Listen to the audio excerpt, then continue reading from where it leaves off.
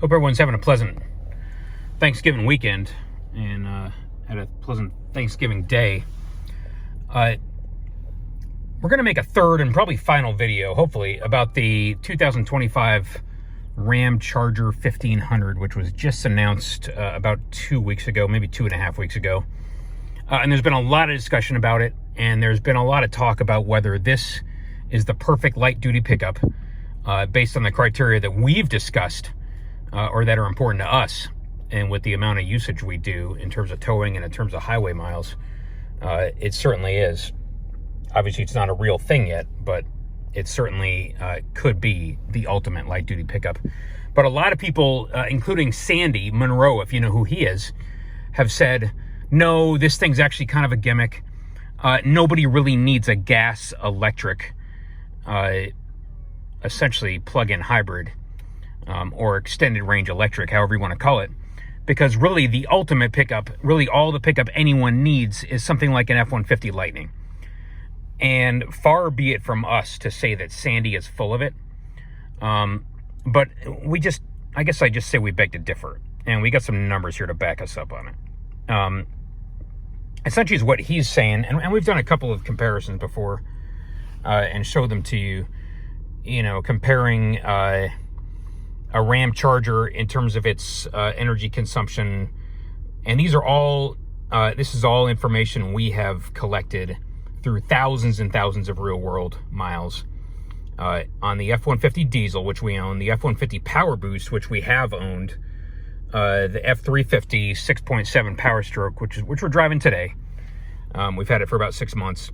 And then the hypothetical Ramcharger 1500. And we've compared the energy usage when it's just burning gas. And when it's just burning gas, what we've discovered is that it's about as efficient as the Power Boost. It gets about 20 miles to the gallon, based on the information that Ram trucks have provided, specifically the size of the gas tank, which is 27 gallons, and then the miles you're going to get out of it once you subtract the 145 pure electric miles from the 690 total miles. What you get is 545 miles of gas range. And again, that works out to about 20.2 miles to the gallon, which in our experience matches what we achieved in the F-150 Power Boost. A lot of other people have said, you got to be kidding me, we get 25 mpgs in our Power Boost, or we get 26. Well, we had the four-wheel drive Power Boost with the 373 final drive, the long 6.5-foot bed, the max tow package, a bunch of options that brought up the weight and brought down the payload. And again, on highway miles only, we got between 20 and 22 miles to the gallon. So we're calling it 20 for the sake of the comparison.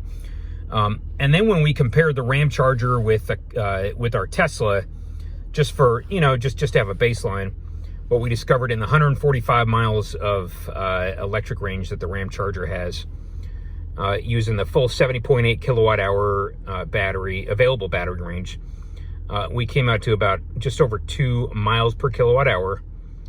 At our energy cost here in eastern Pennsylvania of 20 cents a kilowatt hour, it came out to about 10 cents a mile in terms of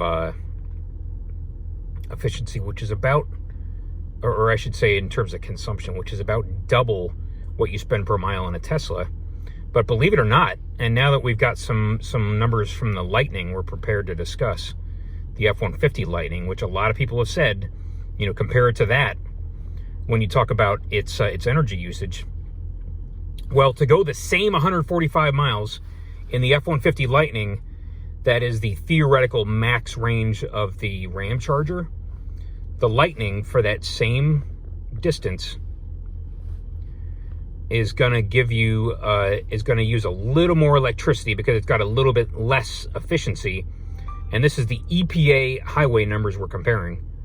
All right. And the EPA highway consumption is something like 0.562 kilowatt hours per mile, or 1.78 miles per kilowatt hour. Okay. And so, and again, you can go back and forth, but this was the EPA number for the 2022 Lightning Platinum, extended range, the highway rating specifically on 22-inch rims, 562 watt-hours per mile, otherwise known as 1.78 miles per kilowatt hour. So again, for the first 145 miles of range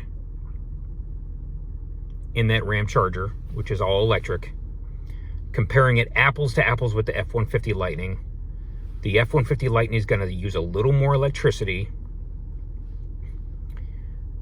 or give you about 11 cents a mile of all-in cost, okay? Compared to the Ramcharger of about 10 cents a mile. That's great, you might say, but the F-150 Lightning can go much, much farther than the Ramcharger on electricity. Okay, sure it can. Well, let's compare those two. And this is what Sandy's talking about. He said, oh, it's got so much bigger of a battery, so you're going to be using a lot less electricity in the kind of uses that most people give you. Okay, so for 131 useful kilowatt hours of range in the F-150 Lightning extended range, the ER, at that same efficiency we talked about earlier, it's going to take you 233 miles down the highway. And you might say, well, actually, no, it's got a 320-mile range. Not on the highway. Okay, that's the difference. A lot of people, when they're talking about the F-150 Lightning, they say, hey, it's got a 320-mile battery. That's awesome. That's all I'm ever going to need to go. No, the EPA gives it a range, a cruising range, based on a combination of city and highway miles. If all you drive is highway miles, you're going to get a lot less of a range because you're using a lot more electricity, because obviously the truck has a lot more aerodynamic resistance on the highway. All right, so just keep that in mind. Your so-called 300-mile EPA range or 320-mile range, according to Ford, no. On the highway, that F-150 Lightning with that big 131 kilowatt-hour battery is only going to give you 233 miles of range. All right, and the Ramcharger EV with about half the size of a battery, of a useful battery, is going to give you that 145 miles they keep talking about at the efficiency we've already discussed. And so the Ramcharger on just its battery is going to give you that 10 cents a mile. The F-150 Lightning is going to give you the 11 cents a mile that we've already discussed up here. Okay. However, when you go the full 233 mile cruising range that the F-150 Lightning gives you, the Ramcharger is going to switch on that gas engine, because it's going to exhaust its entire 145 mile cruising range on electricity. So if you're following me, to go the F-150 Lightning's max range of 233 miles, the Ramcharger is going to have to use 145 miles of electricity, and then switch on the gas engine, or the range extender as they call it, for the final 88 miles. Okay, so it's going to be a combination of electricity and gas to get you that same 233 miles down the highway that the F-150 does on pure electricity. Okay, and so people might say, okay, here, look at this. The F-150 Lightning is really going to shine in this case. Because, again, you're using 11 cents a mile, and you might be using only 10 cents a mile for the first 145 miles in the Ramcharger. But then when that gas engine switches on, oh boy, you're burning 17 cents a mile to go the remaining 88 miles that it takes to get to the the F-150 Lightning's full 233 miles of range. Okay, does that make sense? So you're using a combination of electricity and gas. This much electricity, $14. This much gas, $15. For a grand total of $29.44 in the Ramcharger. All right, for a cost per mile of 13 cents, which is a little bit more than the F-150 Lightning, which only needs $26 to go that same 233 miles. So it might appear that the F-150 Lightning wins out. The big caveat being that it's certainly not going to be the case when you're in a cold weather climate in the dead of winter. All right, and we're in Pennsylvania. It's not that cold. Okay, it's in like the upper 30s, low 40s. 37 degrees this afternoon. And just keep in mind, you're going to start to lose range on that F-150 Lightning. You're not going to get that full 233 miles of range once it gets to be November, December. You might get a lot less, which means your efficiency is going to start to go way, way down in terms of miles per kilowatt hours. And it's going to be a lot quicker. You know, your useful range of 233 is going to wind up being a lot less than you think. All right, so let's take another example, a hypothetical 500-mile trip. All right, which is going to exhaust the full 233 miles of F-150 Lightning range, and say you charged it up at home at a cost of, well, 20 cents a kilowatt hour. And so here's where you start to get into the Achilles heel of that Lightning. The first one being that you have to stop and pull over in the middle of your trip to charge. And to top off that entire 131 kilowatt hour battery is going to take you an exceptionally long time. It could take you at least an hour. All right. And oh, by the way, to go 500 miles, you're going to have to charge that battery twice, because one recharge is going to give you another 131 kilowatt hours. You're going to have to use 150 just to get 500 miles down the road. And 500 miles is not that far. That's like, that's, again, we go that far routinely in a day. And so keep in mind, and this is what Sandy kept talking about. He said, hey, if you ever need to go farther than the max range of the battery once you charge it at home, it's just no big deal. You can pull over at like an Electrify America station. You can pull over at a, who knows, one of these other stations that you can charge at, or coming soon, you can charge your Lightning at a Tesla supercharger. And so it's no big deal, he says. But yes, it is, because first of all, to go 500 miles in that truck, you're going to have to stop and charge it twice. And secondly, you're not paying the 20 cents a kilowatt hour that you pay at home. You might pay closer to 40 cents a kilowatt hour, which we have seen routinely when we have stopped and charged our Tesla at the Tesla superchargers, or at, Electrify America or whatever else. And so keep that in mind. You're stopping and wasting an hour to charge each time you charge. Plus you're paying about double, if not more, to use a public charger than you are to use to charge at home. So look what happens. To go 500 miles, you're paying the same $26 that you paid in this previous example to use the entire range of your F-150 Lightning battery. And then you're paying, more than double that much. Oh, for God's sakes. Sorry about this. Excuse us.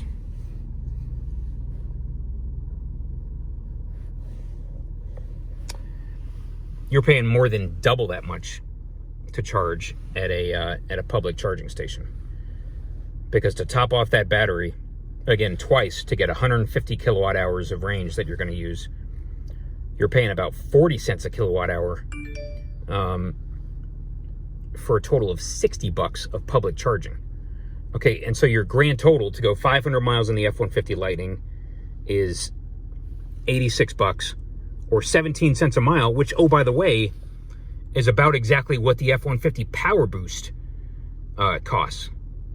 So that electric pickup truck that costs you an arm and a leg, that's wasting all your time every time you need to stop and charge, is really only costing you, is saving you no more money than you would have saved by just driving your Power Boost, okay, for 500 miles. Compare that to the Ramcharger 1500. To go 500 miles, you use 145 miles of electric range and then 355 miles of gas range, which you can do without even having to stop to top off that gas tank, because you're only using 17 gallons of fuel out of a 27-gallon gas tank, at the efficiency and the MPGs we've already discussed, at the cost of fuel, at the cost of electricity that we've already discussed, because all you're doing, the only place you're charging in that Ramcharger is at home. So you're paying that much lower energy cost. And so look here, to go 500 miles in the Ramcharger only costs you $75 versus $86 in the Lightning. or an all-in cost of 15 cents a mile versus 17 cents. So in that manner, we have just shown that for anybody who takes trips that are either longer than 500 miles or lower or less than 145 miles, your Ramcharger is going to be cheaper than your Lightning. Okay? And let's do one final example, because I know I'm kind of making your nose bleed here with all these numbers. Let's do one final example of a 690 mile trip, which is the full. No, let's skip to the next one. 1,000 mile road trip. Okay. In the Lightning versus the Ramcharger. To go 1,000 miles, you're going to have to use the 233 miles of range that you get from your home charge when you top off your Lightning at home, and 767 miles of public charging in that Lightning. Okay. Same thing on the Ramcharger. You're going to use that entire 145 miles that you charge at home, and then 850 miles with gasoline. And so what do you think is going to happen? You're going to use 131 kilowatt hours, the full battery of the Lightning, at the efficiency we've discussed, at the energy cost we've discussed, to give you $26 on your first charge. And from there on out, you're charging the entire remaining trip, 767 miles, is with public charging. That's more than 3 times that you're going to have to charge that battery in full. All right. At the same efficiency, but double the cost per kilowatt hour, that brings your total cost to drive 1,000 miles in an F-150 Lightning to almost $200, or 20 cents a mile, which is much, much more than the F-150 diesel, much more than the F-150 Power Boost, a little bit less than the Super Duty that we're driving today, but not by a hell of a lot. And again, in the so-called truck of the future, your all-in cost is 20 cents a mile, or about 4 times as much as we pay in our Tesla, or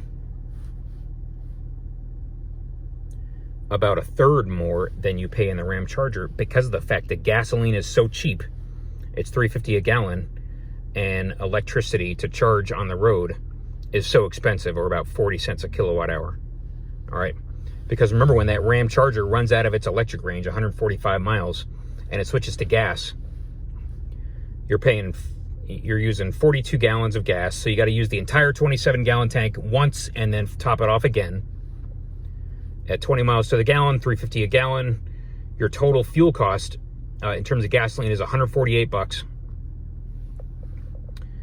and then your all-in cost is $162. So keep in mind, $162 total in the Ramcharger compared to about $200 in the F-150 Lightning. So believe it or not, it costs you 20% less altogether to drive 1,000 miles in that Ramcharger, using your home charging and then using a gas station, compared to what you pay for your F-150 Lightning, charging it at home and then using public charging. Given that public charging is so much more expensive, or about double what you pay at home, and sometimes more than double. All right, and that's about enough numbers for one day. Just again, to go 1,000 miles down the road, it's about $200 in your F-150 Lightning, or about $160 in your Ramcharger, using the numbers that Ram has given us. And so what's the so what? The so what is that what you realize, and what we wish we could tell Sandy, although obviously we are not going to get a chance to talk to him anytime soon,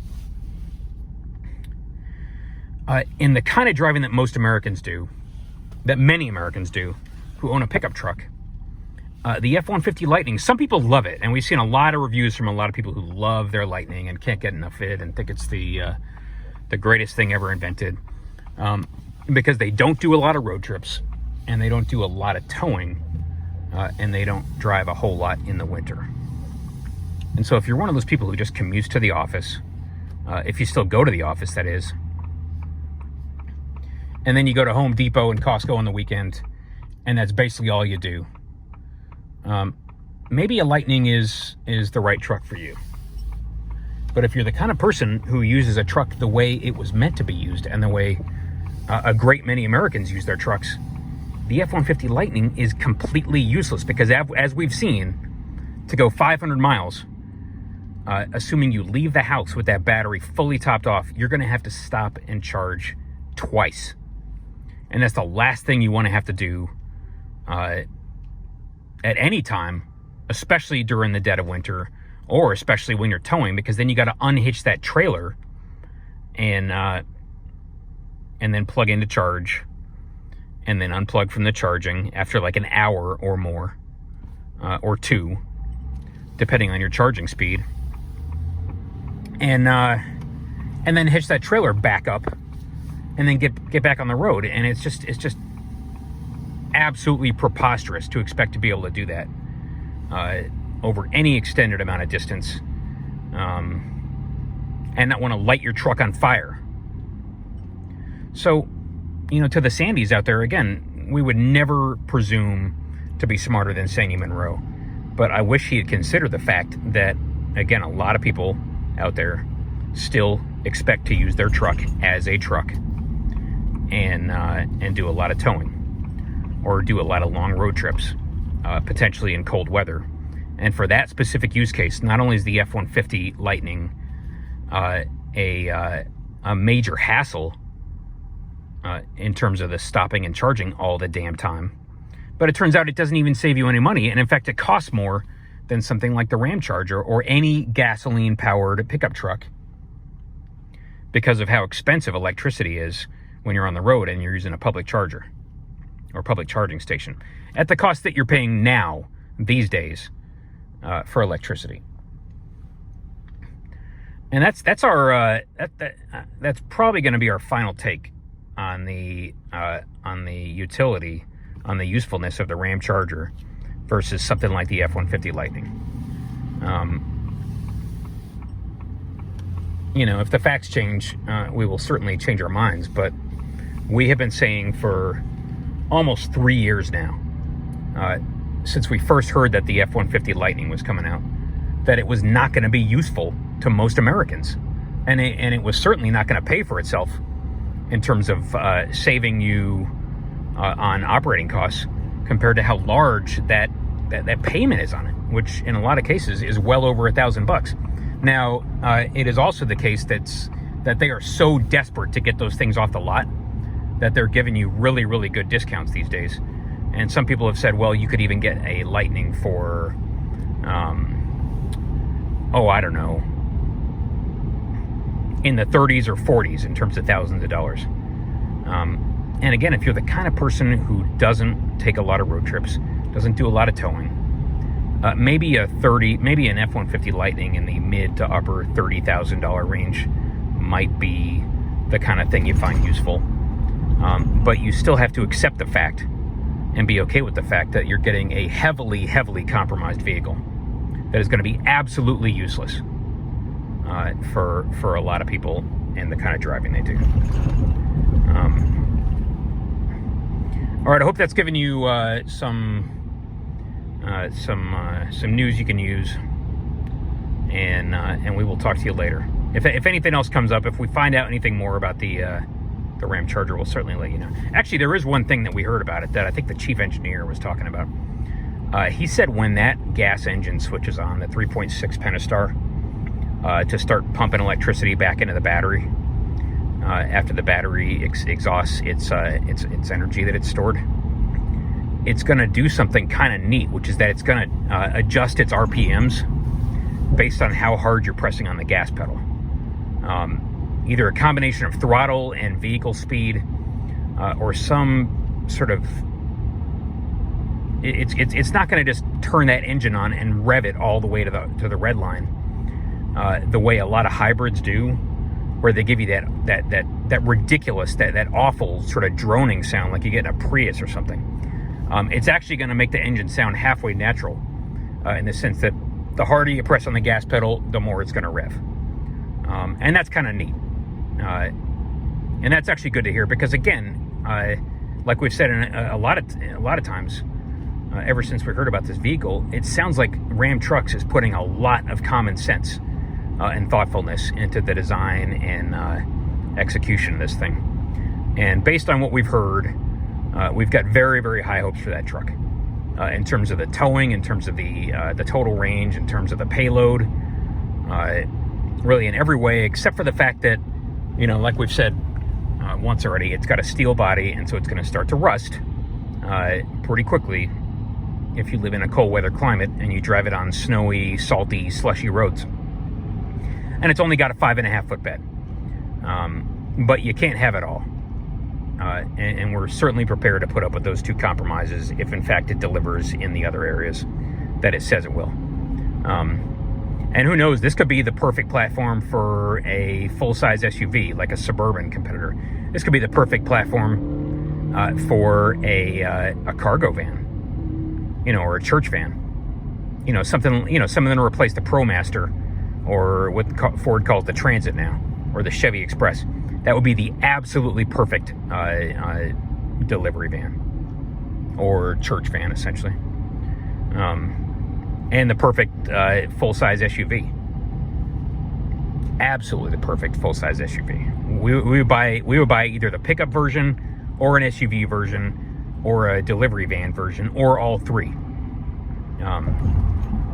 The instant it hits the road, or hits the dealer lots, if it actually lives up to the claims that Ram Trucks is making about it. All right, I think that's enough for now, and hope everyone has a pleasant rest of your weekend. Hope you all had a pleasant Thanksgiving. And we'll talk to you again soon.